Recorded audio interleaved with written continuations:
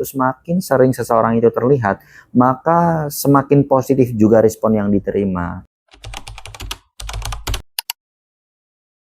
Ini berlaku ketika seseorang itu memiliki kesan yang positif juga di kesan pertama bertemu. Jadi kalau misalkan kesan pertama bertemunya itu positif, pasti ketika sering terlihat pun kesannya atau responnya tetap positif. Lain halnya dengan orang yang dari awal itu kesannya negatif, kita mengharapkan di pertemuan selanjutnya itu akan mendapatkan kesan yang positif, itu akan sangat-sangat berat. Karena kesan pertama itu benar-benar mempengaruhi bagaimana orang itu bersikap terhadap kita di waktu-waktu selanjutnya. Makanya teman-teman itu perlu mempelajari bagaimana cara berkomunikasi, seni di dalam berbicara. Itu ditulis di dalam bukunya Oh Soo-hyang. Dia salah satu pakar komunikasi, seorang dosen juga yang mengajari public speaking. Beliau juga menyebutkan bahwa kesan pertama di dalam kita komunikasi itu sangat-sangat menentukan. Makanya kita perlu benar-benar mempersiapkan diri bagaimana cara kita berbicara di dalam forum yang itu adalah kesan pertama kita. Perlu dipersiapkan. Meskipun itu pembicaraan yang sangat singkat, jangan sampai itu menjadi blunder untuk komunikasi di waktu-waktu yang selanjutnya. Balik kepada tadi bahwa semakin sering terlihat maka semakin positif juga respon yang diterima. Juga yang sering dipraktekkan oleh beberapa pengiklan produk. Biasanya kan gambar-gambar daripada produk itu ditempel di tempat-tempat yang gampang atau mudah terlihat oleh orang lain. Contoh biasanya jadi kendaraan, di truk itu atau di mobil-mobil angkutan biasanya ditempel salah satu gambar dari produk yang dipasarkan itu. Itu sebenarnya salah satu marketing supaya orang lain itu tidak asing dan juga respon yang diterima itu positif. Minimal kalau seandainya tidak beli pun dengan tidak langsung dia itu memasang di kepalanya bahwa ini adalah produk yang dikenal. Ketika itu sudah dikenal, pasti kan akan memberikan keuntungan juga bagi seorang yang punya produk itu untuk meningkatkan penjualan atau minimal itu ya memperoleh suara yang banyak karena ini sudah banyak dilihat orang lain dan orang lain juga merespon ini secara positif. Atau bahkan politikus juga sama. Bagi politikus atau orang-orang yang sering terjun di bidang politik biasanya juga mereka itu memasang foto, gambar yang sesuai dengan apa yang dia ingin pasarkan kepada orang lain supaya memperoleh banyak suara. Kan biasanya mereka pasarkan melalui foto-foto atau gambar-gambar yang besar di pinggir jalan. Nah sebenarnya itu salah satu aplikasian dari teori makin sesuatu sering terlihat itu semakin positif pula respon yang diterima. Bahkan kebanyakan kita juga menganggap bahwa huruf yang ada di nama kita itu akan lebih menarik. Misalkan kita itu mempunyai pasangan atau mempunyai sesuatu, barang atau apapun itu, dan itu huruf-hurufnya itu ada huruf yang termasuk daripada huruf nama kita, itu pasti akan lebih menarik.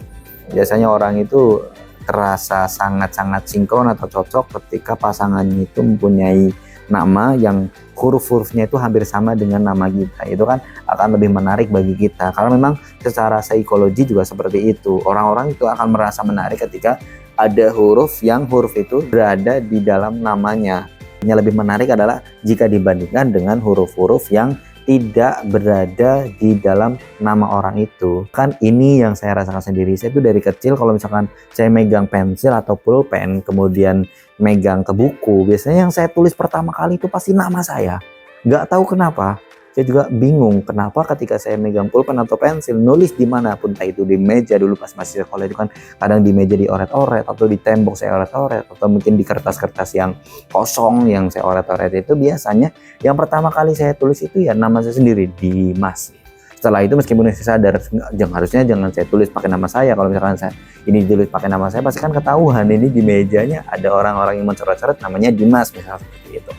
Nah begitupun dirasakan oleh teman-teman, mungkin teman-teman juga merasakan seperti itu karena masih kecil dipegang pulpen atau alat tulis, pasti yang pertama kali tulis itu namanya sendiri karena memang secara naluriah manusia itu selalu terasa menarik jika menulis huruf-huruf yang di situ itu nama kita atau ada bagian huruf yang termasuk daripada nama kita. Umumnya seperti itu, tapi kembali kepada tadi bahwa ketika kita sering berinteraksi dengan orang lain atau kita sering bertemu dengan orang lain, pasti kan akan ada satu istilah yang dinamakan itu dekat. Jadi kita merasa dekat dengan orang-orang yang sering berinteraksi dengan kita. Ya contohlah ketika kita mungkin hidup di satu bagian dunia tertentu, kemudian kita berkomunikasi dengan orang yang tidak ada di bagian kota kita itu, pasti kalau misalkan kita ditanya dengan siapa kita dekat, ya dengan orang yang sering berkomunikasi dengan kita, ya bukan?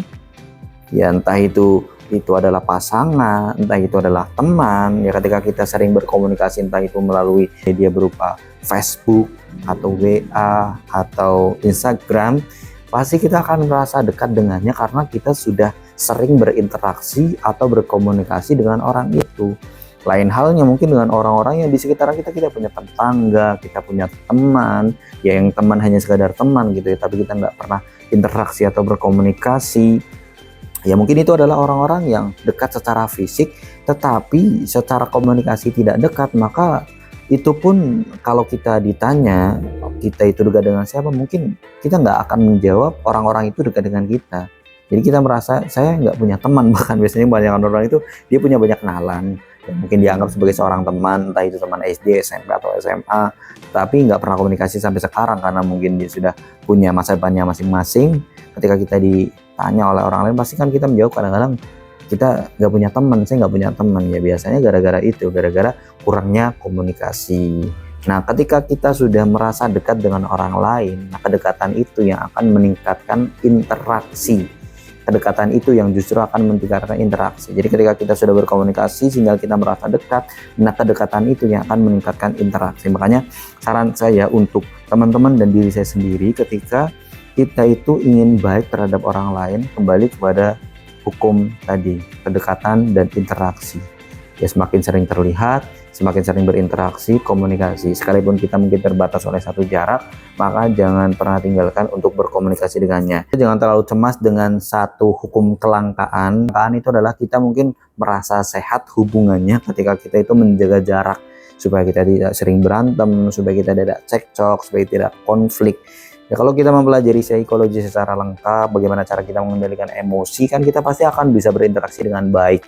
Dengan interaksi yang sehat itu yang akan mengharmoniskan satu hubungan komunikasi. Kecuali kalau seandainya kita tidak menyukai orang tersebut, mungkin ada beberapa batasan-batasan lah yang perlu dipakai, seperti hukum kelangkaan. Mungkin orang ini tidak saya sukai dan saya tidak ingin bersama dengannya terus-menerus, akhirnya saya menghilang saja. Biasanya kan seperti itu. Yang ghosting-ghosting kan seperti itu. Oh, saya tidak suka dengannya, saya tinggalkan saja, padahal tadinya sudah berusaha keras. Itu sangat-sangat tidak ada nilainya. Hidup itu bukan hanya kita harus bisa mendapat apa, tapi makna apa yang bisa kita ambil. Harga diri, apalagi seorang laki-laki, adalah pada tanggung jawab dan kesetiaannya. Itu saja mungkin untuk kali ini dari review bukunya David J. Lieberman, Get Anyone to Do Anything. Mudah-mudahan bisa dipakai di dalam kehidupan sehari-hari untuk teman-teman yang mungkin ingin memberikan satu efek tenang di dalam dirinya dan juga hubungan baik dengan orang lain, ya kan bisa bermanfaat. Dan sekali lagi bahwa ini tidak kita gunakan untuk memanipulasi orang lain, tetapi ini untuk memberikan efek tenang pada diri kita dan juga memberikan harga pada diri kita dengan satu harga yang layak gitu. Kalau kita tidak memberikan harga pada diri kita, kan pasti akan orang lain lah yang akan memberikan harga kepada diri kita. Untuk teman-teman yang ingin menyampaikan perbedaan pendapatnya atau ingin memberikan saran tertentu, saya sangat open mindset, saya sangat aware dengan pendapat-pendapat itu, dengan komentar-komentar itu, dengan kritik teman-teman itu atau dengan saran-sarannya, silakan saja tulis di kolom komentar. Sekian dari saya, mudah-mudahan bermanfaat. Thank you and see you, bye-bye.